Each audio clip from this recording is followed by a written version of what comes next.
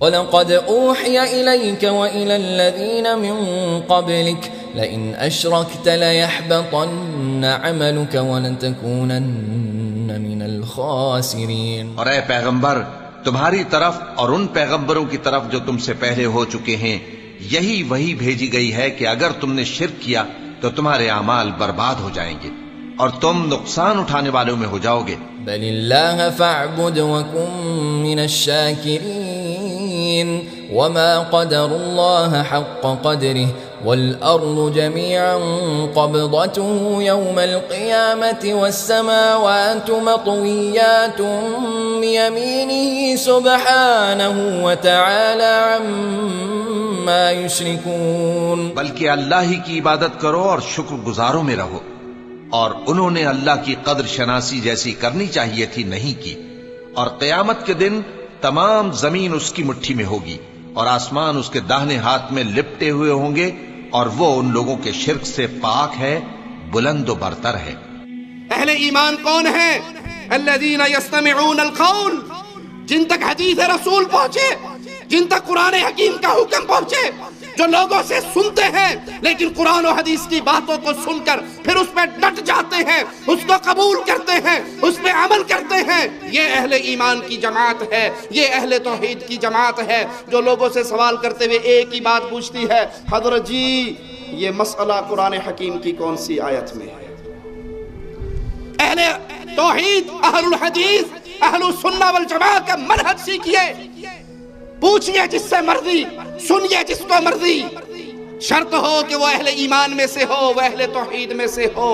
اہل شرک اور اہل بدعات کی مجالس میں بیٹھ کے ان کے سامنے علم حاصل نہیں کیا جا سکتا۔ کیوں؟ یہ شرک کے دعات ہیں، یہ بدعات کے دعات ہیں۔ جو اللہ کے ساتھ مخلص نہیں ہے وہ آپ تک صحیح بات پہنچائے گا،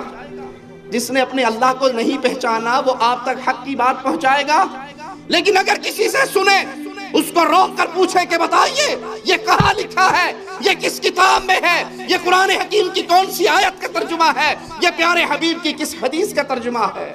آنکھیں بند کر کے پیچھے نہ چلیں۔ جیسے مولانا الیاس قادری صاحب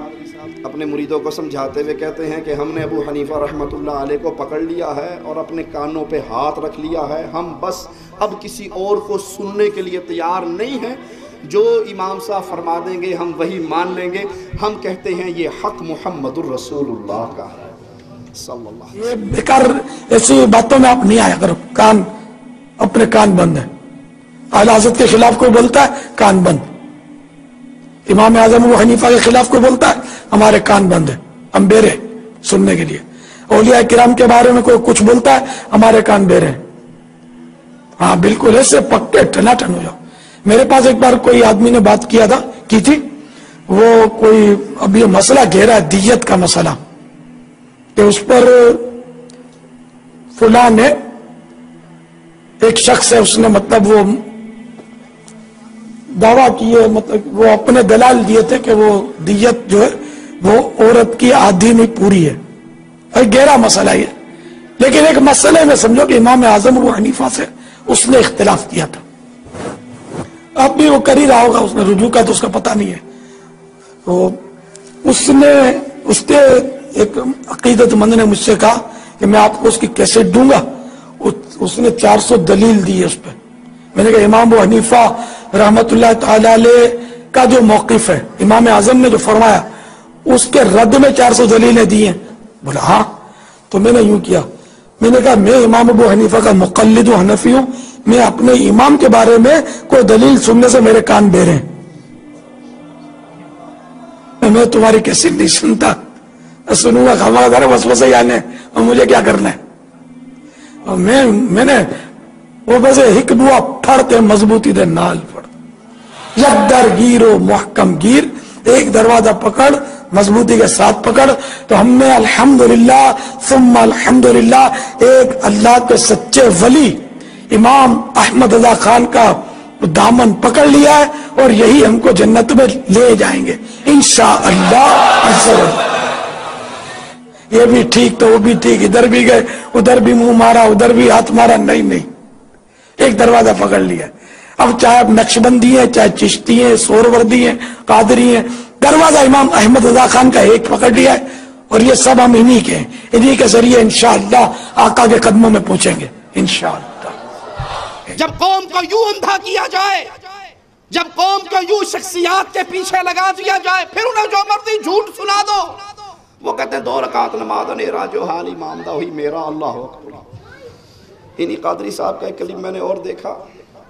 کہتے ہیں اعلیٰ حضرت احمد رضا خان بریلوی صاحب کو کسی نے کہہ دیا حافظ صاحب کیا حال ہے، تو احمد رضا خان صاحب کو بڑا دکھ ہوا کہ میں حافظ تو ہوں نہیں، اور یہ بیچارے مجھے حافظ سمجھتے ہیں، جیسے میں ایک چھوٹا سا طالب علم ہوں اور زبیر بھائی پتہ نہیں مجھے بیچارے کیا سمجھتے ہیں، میں تو دین کا ادنا سا خادم ہوں، یہ علماء ہیں اللہ ان کا سایہ ہمارے سر پہ دراز رکھے، میں تو عالم بھی نہیں ہوں، طالب علم ہوں۔ احمد رضا کو بڑا دکھ ہوا، تو اس نے رمضان کا مہینہ شروع ہو گیا تھا، اب وہ مغرب سے عشاء کے درمیان قادری صاحب کہتے ہیں اس میں افطاری بھی کرتے تھے، روٹی بھی کھاتے تھے، عشاء کی تیاری بھی کرتے تھے، اور قرآن پاک کو ایک دفعہ دیکھ لیتے تھے اور مصلی پہ کھڑے ہو کے سنا دیا کرتے تھے، نیچے بیٹھے ہوئے نعرہ حیدری یا علی۔ کسی نے کہا حضرت یہ بات عقل میں نہیں آتی، کہا اس سے بڑی سناؤں، کہا کہ مولا علی جب گھوڑے پہ چڑھتے تھے ایک پاؤں رکاب میں ڈالتے تھے، دوسرا پاؤں ڈالنے سے پہلے الحمد شریف سے لے کے والناس تک پورا قرآن بھی پڑھ لیا کرتے تھے۔ اچھا، وہ آپ امام احمد رضا خان رحمت اللہ تعالیٰ علیہ کے بارے میں کچھ فرما رہے ہیں؟ جی ہاں، میں عرض کر رہا تھا کہ یہ بہت بڑے عالم، بہت بڑے بزرگ تھے، حافظہ بہت قوی تھا، یعنی کہ آپ نے تو ایک بار کسی نے حافظ صاحب کہہ دیا آپ کو تو بس آپ کے دل پہ چوٹ لگی کہ یہ لوگ مجھے حافظ کہتے ہیں اور میں حافظ نہیں ہوں، یہ بیچارے مطلب یعنی خوش فہمی ہے ان کی، تو اس لیے آپ نے رمضان المبارک میں مغرب کی نماز کے بعد کھانے سے فارغ ہو کر تراویح سے پہلے ایک پارہ غور سے دیکھ لیتے آپ، اور اس طرح وہ آپ کو یاد ہو جاتا، اور 1 مہینے کے قلیل عرصے میں آپ نے پورا قرآن پاک یاد کر یہ مغرب سے عشاء کے درمیان کی بات کر رہے ہیں، کھانا بھی اس میں کھانا ہے، نماز کی تیاری بھی کرنی ہے، اور غور سے وہ پارہ بھی دیکھ لینا ہے۔ عقل نہیں مانتی ہیں بھائی، حضور عقل نہیں مانتی، معذرت کے ساتھ برا مت مانیے، عقل میری بھی نہیں مان رہی، بالکل آپ نے وجہ فرمایا، لیکن میں آپ کو بتاؤں کہ ایسی باتوں کرامت بولتے ہیں، جو ولی سے صادر ہو نا کرامت، تو کرامت وہی ہوتی ہے کہ جو عقل اس کو نہ عقل میں نہ آئے، یعنی کہ جو ایسا ناممکن ہو، عقلاً ناممکن ہو کہ ایسا کرنا۔ میں آپ کو اس سے بڑی بات بتاؤں، حضرت مولا مشکل کشا علی المرتضی کرم اللہ تعالی وجہہ الکریم جب گھوڑے پر سوار ہونے کے لیے تشریف لاتے ہیں تو ایک رکاب میں نہیں کہ ایک پیڈل میں اپنا پاؤں مبارک رکھتے ہیں، پھر وہ دوسرے پیڈل کے لیے کتنی دیر لگتی ہے؟ اسکوٹر پہ آپ چڑھتے ہیں، وہ گھوڑا تھا، اسکوٹر نہیں تھی، تو ایک پیڈل پر پاؤں رکھا اور دوسرے پیڈل پر جب پاؤں رکھتے تھے تو اسی قلیل ترین سیکنڈوں میں پورا قرآن پاک پڑھ لیتے تھے۔ یہ مولا مشکل جی کرامت ہے آپ کی، شیر خدا جن جی یا علی سبحان اللہ۔ جنہ مرضی جھوٹ مار لو،